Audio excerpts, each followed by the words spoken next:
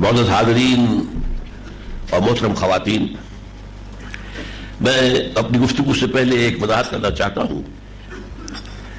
میں نے اپنی آج کی گفتگو کے لیے بہت محنت کی ہے اور میں نے اس کے لیے ایک پریسی لکھ لی ہے جو بہت میری عادت کے خلاف ہے، خلاف معمول ہے۔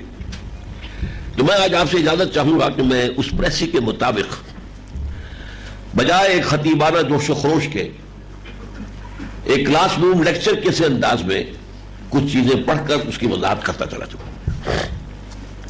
ایک تھوڑی سی تصحیح میں کر دوں آپ کی۔ وہ شعر جو آپ نے پڑھا تھا علامہ اقبال کا نہیں ہے، وہ مولانا مودودی مرحوم کے ایک بہت قریبی ساتھی ملک نصر اللہ خان عزیز مرحوم کا ہے۔ اصل میں ہمارے ذہنوں پر اقبال اس قدر چھایا ہوا ہے کہ کوئی بھی اچھا شعر ہو ہماری سمجھ میں آ ہی نہیں سکتا کہ وہ اقبال کے سوا کسی اور کا ہو سکتا ہے، اور یہ غلطی مجھ سے بھی ہوتی ہے، میں اس کو کوئی زیادہ اہمیت نہیں دیتا۔ دیکھیے، سب سے پہلی بات یہ کہ دجال کا لفظ قرآن مجید میں کہیں نہیں آیا، بلکہ یہ جو مادہ ہے دجل، اس سے کوئی اور مشتق لفظ بھی نہیں آیا۔ اردو میں دجل کے معنی ہے فریب۔ دجالیت کا مطلب ہے ملمہ سازی، کسی چیز کی اصل حقیقت پر پردہ ڈال دینا یا کسی چیز کو وہ بنا کر ظاہر کرنا جو وہ نہیں ہے، یہ دجالیت ہے۔ احادیث نبویہ میں البتہ دجال کا لفظ اور دجال کا تذکرہ تین اعتبارات سے آیا۔ پہلی بات یہ کہ حضور نے خبر دی کہ آپ کی بعثت کے بعد سے لے کر قیامت تک جھوٹے نبی پیدا ہوں گے 30 دجالون کذابون، جو دجال ہوں گے جھوٹے ہوں گے۔ میں آپ کو یہ حدیث سنا رہا ہوں، لا تقوم الساعة حتى يبعث دجالون کذابون قریب من 30 كلهم يزعم انه رسول اللہ۔ یہ بخاری اور مسلم دونوں کی حدیث متفق علیہ۔ اس سے اوپر حدیث کا سند کے اعتبار سے کوئی درجہ نہیں ہے۔ متفق علیہ حدیث تقریباً اپنی سند کے اعتبار سے قرآن کی مساوی ہو جاتی ہے۔ حضور نے فرمایا کہ قیامت قائم نہیں ہوگی جب تک کہ بہت سے ایسے جھوٹے ملمہ ساز دجال پیدا نہ ہو جائے 30 کے قریب، جن میں سے ہر ایک یہ سمجھے گا کہ وہ اللہ کا نبی ہے۔ اور دوسری حدیث ہے وَإِنَّهُ سَيَكُونُ مِنْ أُمَّتِي، اور یہ آپ فرما رہے میری امت میں سے کذابون 30 كلهم يزعم انه نبی اللہ وانا خاتم النبیین لا نبی بعدی۔ یہ ابو داؤد اور ترمذی کی روایت ہے کہ میری امت میں سے 30 ایسے دجال کاذب کھڑے ہوں گے جو یہ سمجھیں گے کہ وہ اللہ کے رسول ہیں، حالانکہ میں نبی ہوں آخری اور میرے بعد کوئی نبی نہیں۔ تو ایک تو یہ آپ کو معلوم ہے کہ یہ دجال جو ہے خود حضور کے زمانے ہی میں شروع ہو گئے تھے۔ مسلمہ کذاب بہت بڑا اور بہت بڑا نقصان اس نے امت مسلمہ کو پہنچایا تھا، اور ان کے خلاف جہاد کرنا پڑا تھا حضرت ابوبکر صدیق رضی اللہ تعالیٰ عنہ۔ پھر ہمارے قریب کے دور میں بہا اللہ ایران میں پیدا ہوا، غلام احمد قادیانی لعنت اللہ علیہما وہ بر اعظم میں پاکستان ہندوستان میں پیدا ہوا، بلکہ پاکستان میں پیدا ہوا، سرزمین تو پاکستان کی تھی۔ ایک خلیفہ رشاد حال ہی میں وہ مصری تھا، اس نے جا کے امریکہ میں دعویٰ کیا تھا نبوت کا، اور چھوٹے چھوٹے تو بہت سے کھڑے ہوئے ہیں جن کا کہ تذکرہ نہیں آتا اس لیے کہ ان کی کوئی اہمیت نہیں ہے۔ دوسرے دجال اکبر، ایک بہت بڑا دجال، سب سے بڑا دجال المسیح الدجال، اس کے بارے میں حدیث ہے ما بین خلق آدم الی قیام الساعۃ امر اکبر من الدجال۔ آدم کی تخلیق سے لے کر قیامت تک کے عرصے کے درمیان دجال سے بڑا فتنہ کوئی نہیں ہے۔ یہ مسلم شریف کی روایت ہے۔ دوسری روایت ہے انہ لم یکن نبی بعد نوح الا قد انذر الدجال قومہ۔ حضرت نوح علیہ السلام کے بعد کوئی نبی نہیں گزرا جس نے کہ اپنی قوم کو دجال کے فتنے سے خبردار نہ کیا ہو۔ وانی انذرتکموہ، اور دیکھو میں نے بھی تمہیں اس سے خبردار کر دیا۔ یہ ابو داؤد ترمذی اور یہ حضرت ابو عبیدہ بن الجراح رضی اللہ تعالیٰ عنہ سے روایت ہے۔ یہ دوسرا ذکر ہے جو آپ کو احادیث میں ملتا ہے۔ تیسرا ذکر ملتا ہے یہ جو شخص معین ہے اس کے بعد آپ کے احادیث متعدد ہیں جن سے معلوم ہوتا ہے کہ دجالی فتنے سے نجات پانے کے لیے، بچنے کے لیے، حفاظت میں رہنے کے لیے سورہ کہف کی تلاوت اور اس پر تدبر اور اس پر غور و فکر جو ہے وہ بہت مفید ہے۔ یہ 4 صحابہ سے یہ احادیث مروی ہیں، ابو سعید خدری، ابو الدرداء، ابن عمر، ابن عباس رضی اللہ تعالیٰ عنہ، اور صحیح مسلم میں بھی ہے، سنن ابی داؤد میں، سنن ترمذی میں، سنن نسائی میں، احمد ابن حنبل، بیہقی، ان سب کے اندر یہ روایت موجود ہے۔ بعض میں یہ ہے کہ سورہ کہف کی ابتدائی 10 آیات، بعض میں ہے آخری آیات، بعض میں ہے تقریباً پوری سورت۔ یہ بھی فرمایا گیا ہے کہ جو شخص ہر جمعے کو سورہ کہف کی تلاوت کرے گا وہ اس جمعے سے لے کر اگلے جمعے تک دجال کے فتنے کے اثرات سے اپنے آپ کو محفوظ کر لے گا۔ یہ تیسرا پہلو ہے۔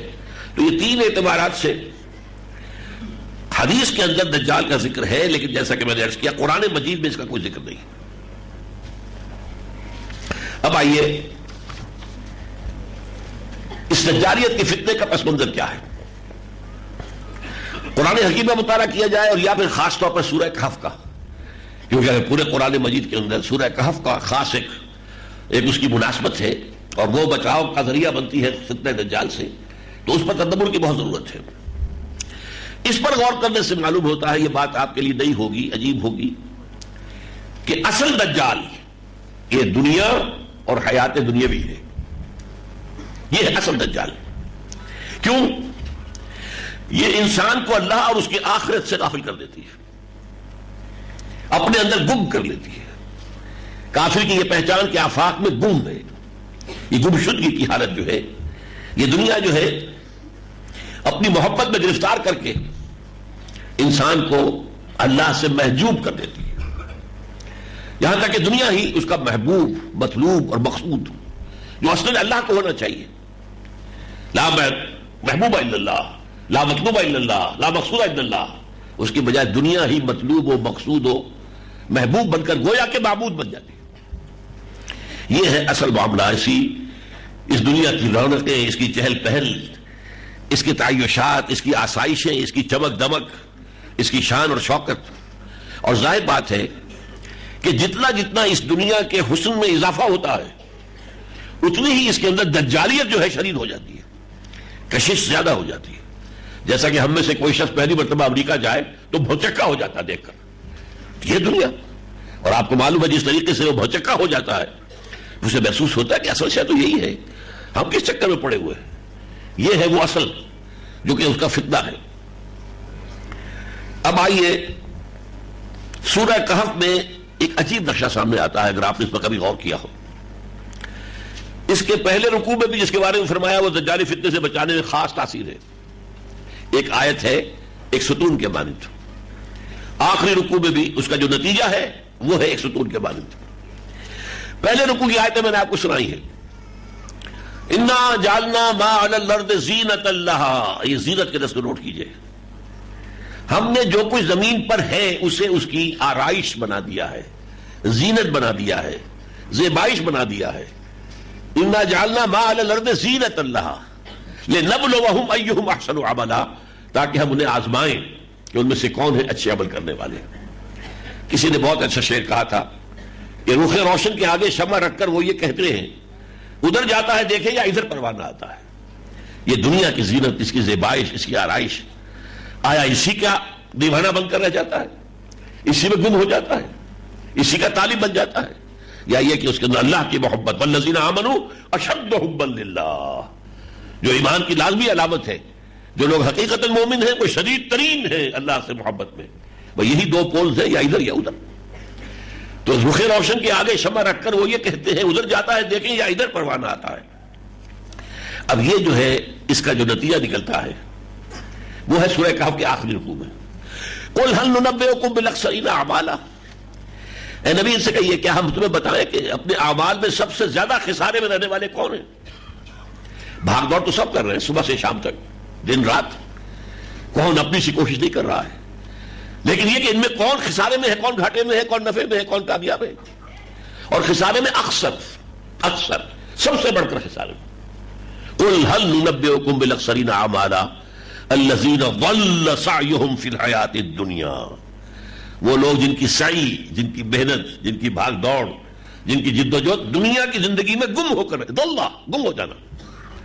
الذین ضل سعیہم فی الحیات الدنیا وہم یحسبون انہم یحسنون صنعا، اور وہ یہ گمان کر رہے ہیں کہ ہم تو بہت اچھا کام کر رہے ہیں. دیکھو ہمارا کاروبار کہاں سے کہاں پہنچ گیا. دیکھو کبھی ہماری ایک فیکٹری ہوتی تھی، آج 10 ہے. پہلے ایک مل ہوتا تھا، آج کتنی ہے. دیکھو میں کہاں سے کہاں ترقی کر گیا. میں آج پاکستان کے صدر ہوں یا وزیر اعظم ہوں. کہاں سے کہاں پہنچا ہوں، میں کہاں سے کہاں پہنچا ہوں. وہ یہ سمجھ رہے انہم یحسنون صنعا اولئک الذین کفروا